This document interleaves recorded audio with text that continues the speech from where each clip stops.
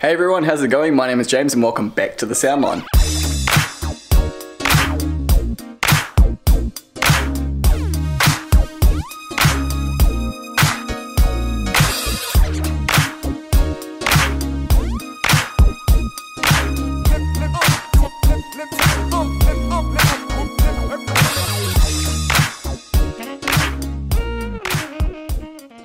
So today I'm going to be talking to you a little bit more about Arcam and their new amplifier range, their new CD/SA player. I'm actually going to be doing a little bit of a shootout, listening to them in different combinations, trying to give you guys some idea of what kind of sound improvements may have occurred with the newer models, what you can expect to hear. So I will film some of what I'm listening to. Obviously the microphone that I've got mounted on top of this camera isn't going to do this system any kind of justice, but you're just going to have to take my word for it. I'm pretty experienced with listening to this kind of stuff now, and I know these songs that I'm going to listen to really well, and so it's going to be pretty easy to tell if there's any obvious difference between the previous lineup of amplifiers and this new one. So what I've got here on this Soul-to-Soul rack, beautiful Soul-to-Soul rack by the way, we do sell these, but I'm not going to talk about them today. So I've got our last amplifier from Arcam's previous generation of amplifiers. This is the A19. We've got their new SA10, the SA20, and the CD/S50. This is their new CD player.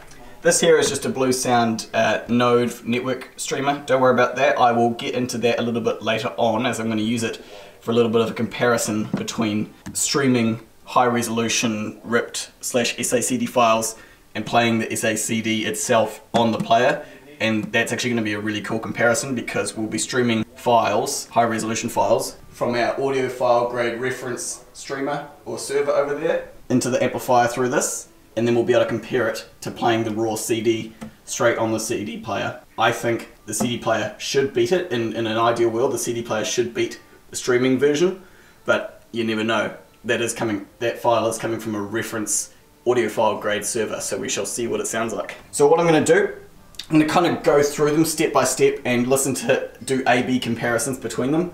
I've got them currently hooked up to some Monitor Audio Gold 200s. I think they're a really nice speaker. They're not too overkill, and I think they match quite well with the Arcams. They'll do them good justice. So the songs I'm going to listen to, so the CDs I'm going to listen to are this one here, Adam Hole, Why Not? This is my CD.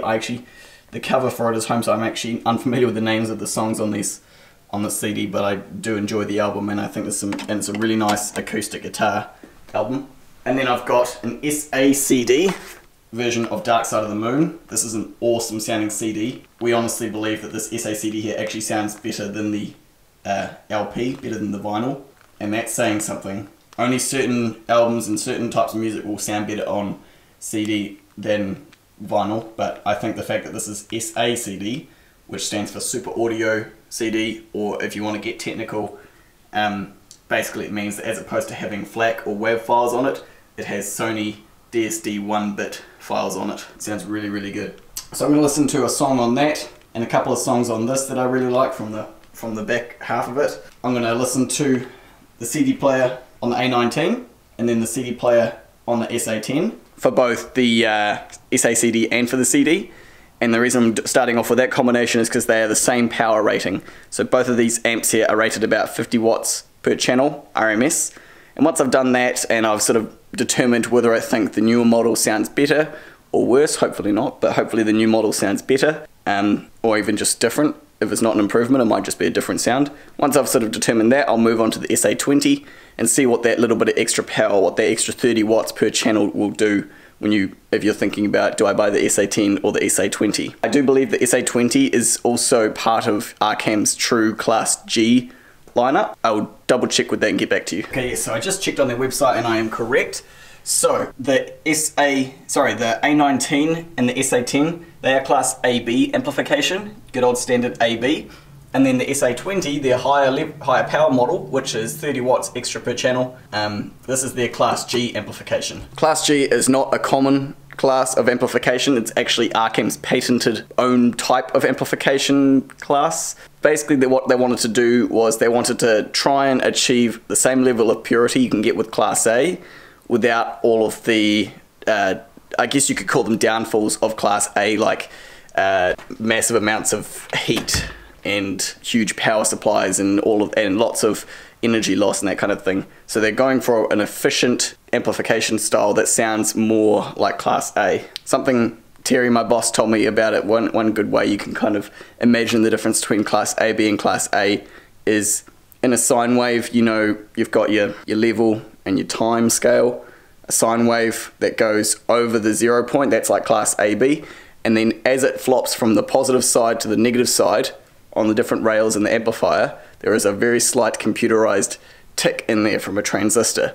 And really experienced listeners will be able to hear this. And then when you go to Class A, it completely removes it because you are all on the positive side and there is no ticking whatsoever. Now Class G is kind of similar to that. What they have done is they have managed to keep it as a Class AB true amplification style, but they've done a really good job of removing that tick that real hardcore listeners will be able to hear. So it's a really, you know, it's a really good way of using, you know, good old-fashioned Class AB with a real pure sound. By the way, in case you didn't see it, I did do an unboxing video for all 3 of these new Arcam products. If you want to check that out, go head over to that video now. I'll stick a little card up in the corner up here.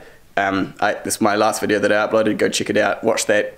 I talk all about the different inputs and everything that they've added to these main things. They've added digital inputs, but I'm not going to talk about that today. I'm just going to do some listening.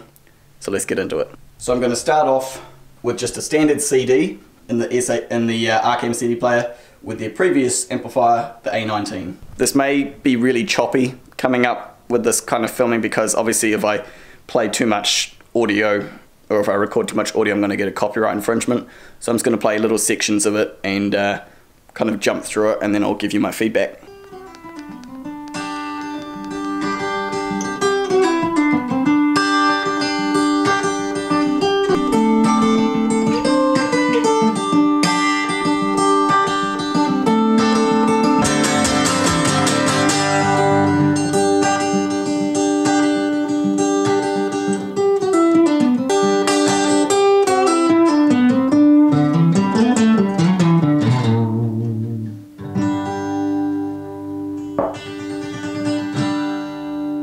Okay, that sounded pretty decent. Let's, first of all, I'm just going to swap over so now I'm going to swap from the Arcam A19 to the SA10. Same power rating, just the new generation. Using the same song on the CD player. I've turned both the amps back on because I just want to keep them nice and warm, keep them running because they're going to sound better if they're slightly warmed up. So now let's just switch over to CD on this, play. Listen to it again on the new amplifier.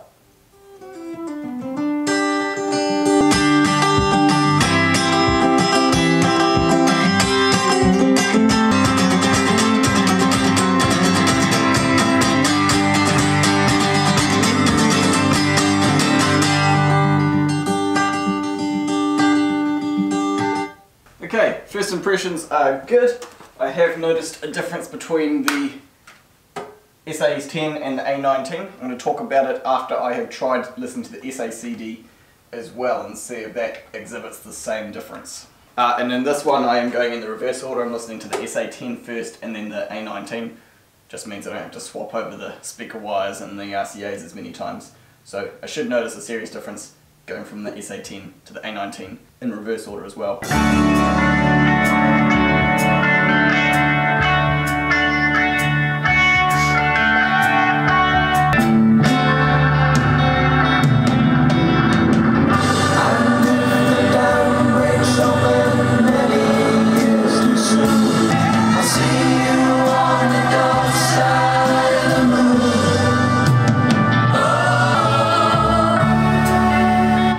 Okay, that sounded amazing. Let's swap it back to the A19 and see what kind of difference we get. Okay, same song, but on the previous generation of amplifier. Keep these turned on and nice and warm.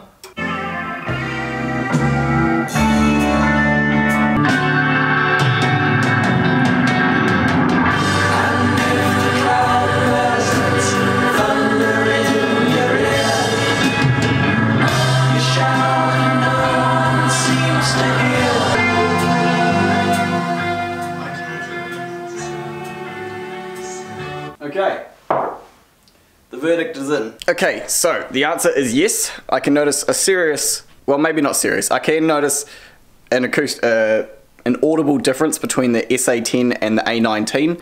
Both the exact same power rating from the same manufacturer, almost the same amplifier technology. All they've really done for the SA10 is they've added some digital inputs, but there is an audible difference there. So now remember, with audible differences between amplifiers and things like this is entirely subjective. This is what I heard that is different. I'm not telling you that this is exactly what you're going to hear, which is precisely why we always, you know, say to customers, you know, come in, sit down, have a listen, tell us what you think. Tell us what you think it sounds like to you. Do you like the sound of it? But this is what I heard that sounded different.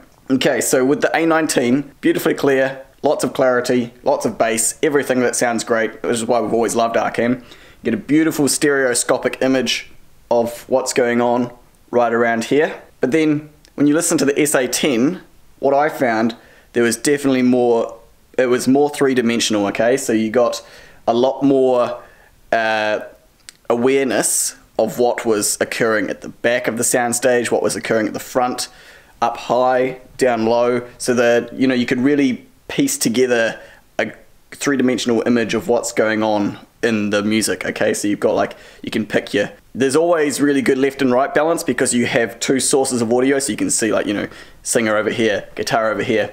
But what's hard for speakers when you don't have a bottom and a center and a top speaker and a back and a front speaker is actually making it sound like, for instance, that the backup vocalists are over here at the back with the lead singer here at the front.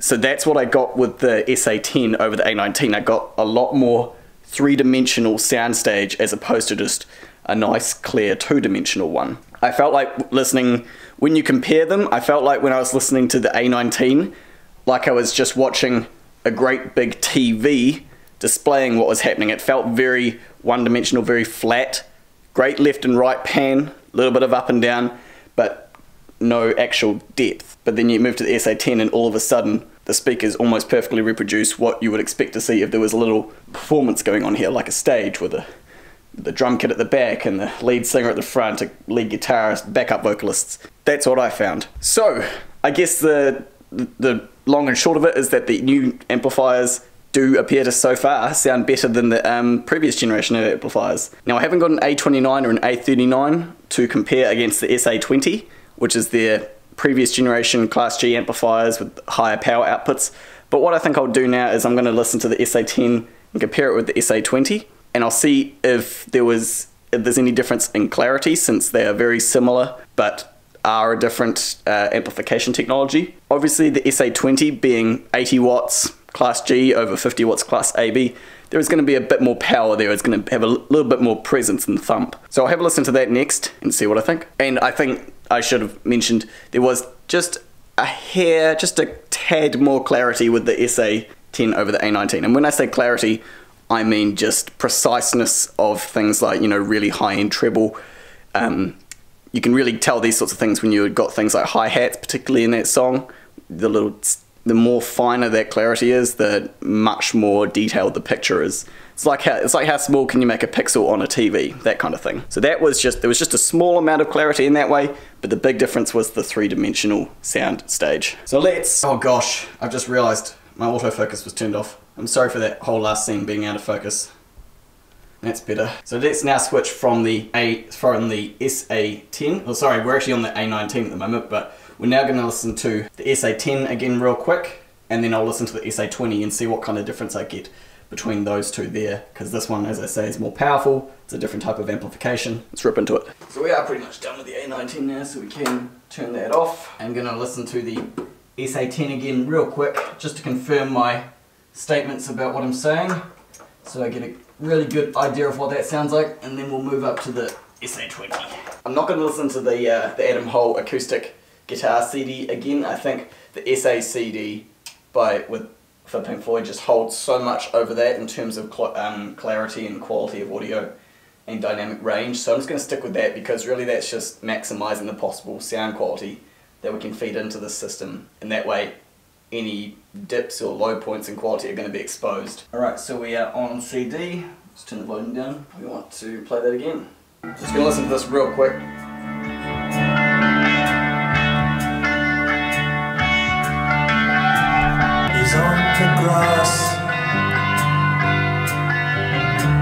Listen got that in my head, know what that sounds like. Let's move up to the SA20, Class G, 80 watts per channel.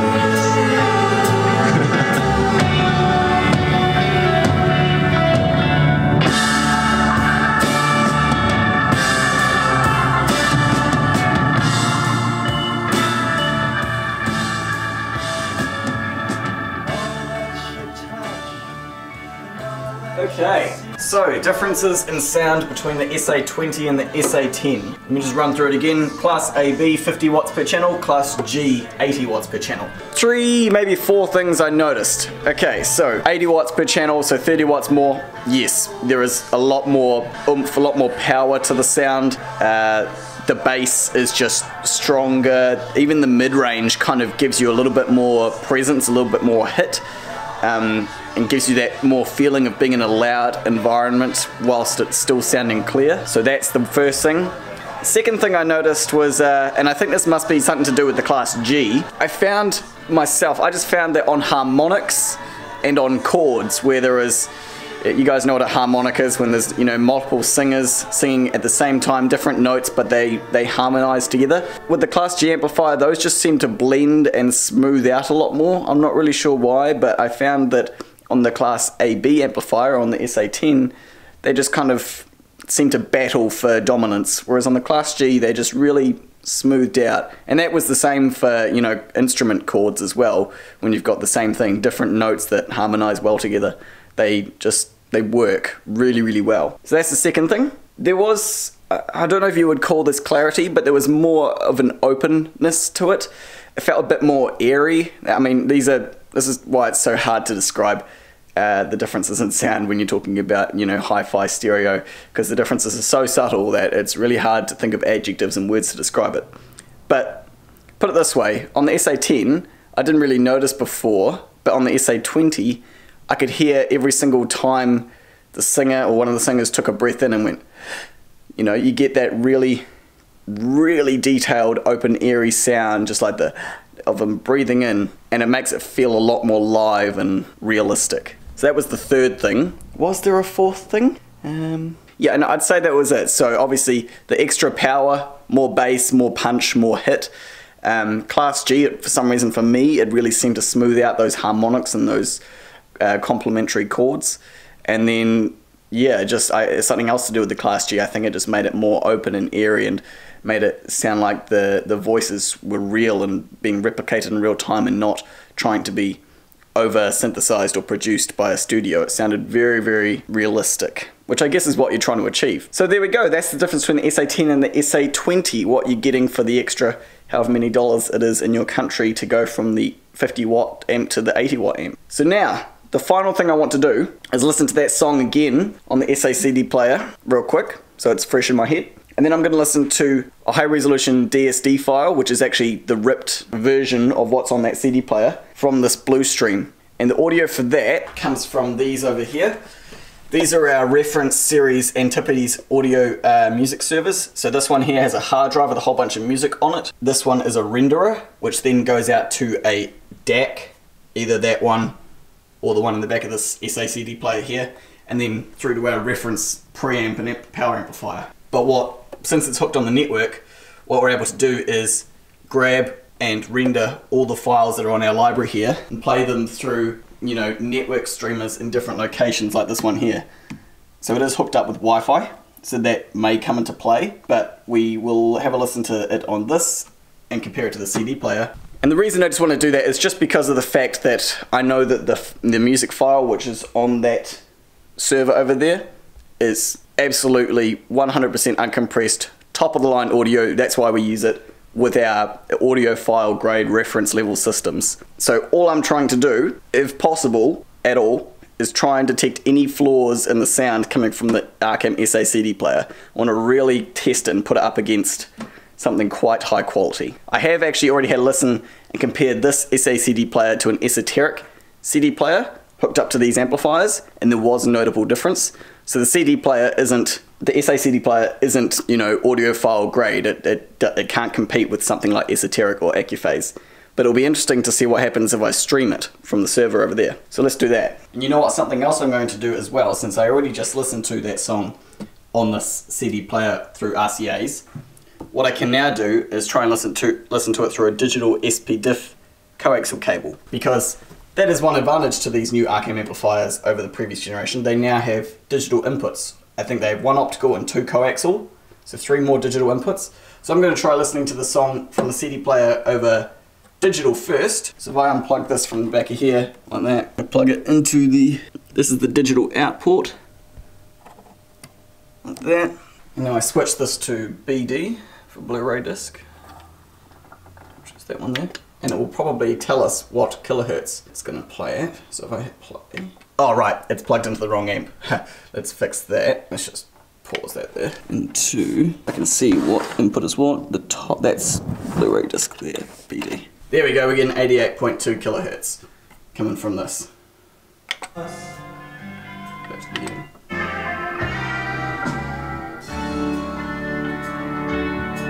So that's interesting.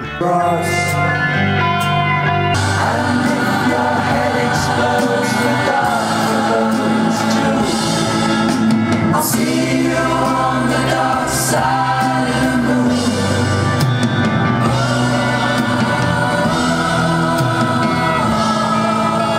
Okay, that's an immediate difference. Yeah, if you buy one of these amplifiers and CD players, definitely use an SP-Diff cable, a coaxial RCA. That is the way to go. That is so much better than the left and right RCA output. And I'm not bagging on the left and right RCA output, that sounded good.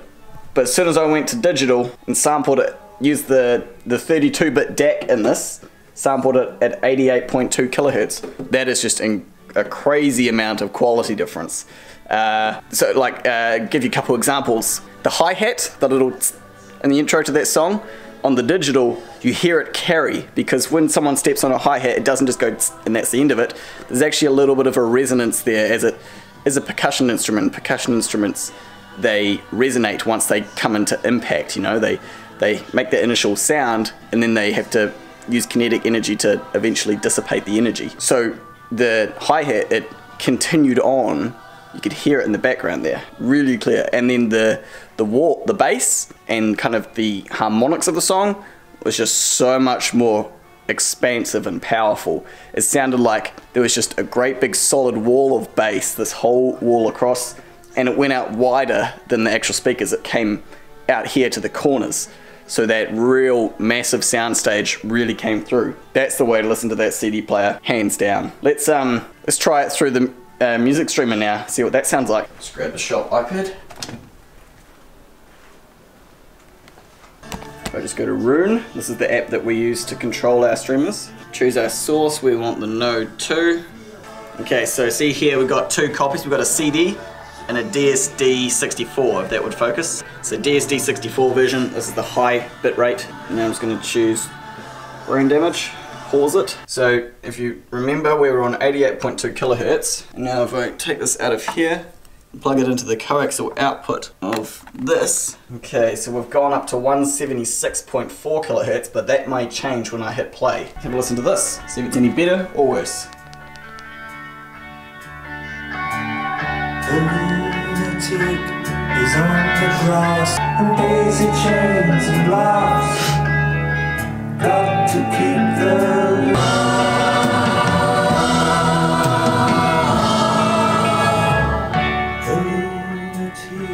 Okay, so that's interesting.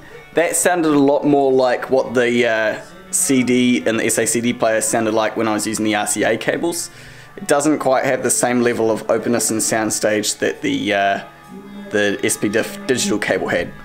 But I was just looking at the conversion path here and I found it very interesting. So you'll notice here, so it starts off with a DSD 64-bit source, and then it converts it from a DSD 64 to 352 PCM. And the reason it does that is because I don't think that blue sound receiver up there does DSD formats, so it converted it to a PCM at the highest bit rate possible, 352, and then it had to do a sample rate down conversion to 176.4, which might be what the maximum sample rate of that CD player there is. And then what it did is it converted 64-bit to 24-bit, and that's the bit depth. And that is also interesting just because this DAC in the CD player here is actually a 32-bit DAC, but maybe this blue sound here can only handle up to 24-bit. So that's interesting. It changed a lot before it actually made it finally to the amp. It went from being a DSD 64 1-bit to a 352 kilohertz multi-bit, then to a 176 kilohertz multi-bit, and then down to a 24-bit depth 176. So that changed a lot, and that actually is a huge loss. It went from DSD 64 to 352 isn't a huge loss. That's just a type of conversion, though we do think DSD sounds better. That's not very lossy though, but then it went from 352 to 176. So that's like halved the amount of information being sampled, right? And then it went from a 176 32-bit depth to a 24-bit depth. So that's even more information lost. And then it finally made it to the amp. So you can see there's something to be said for running raw, hard copy media straight into your amp like a CD or a LP. You do it through these streaming devices, you can lose a hell of a lot. Now that's not to say there is no solution for streaming. This blue sound here is kind of a medium grade streamer that we sell here.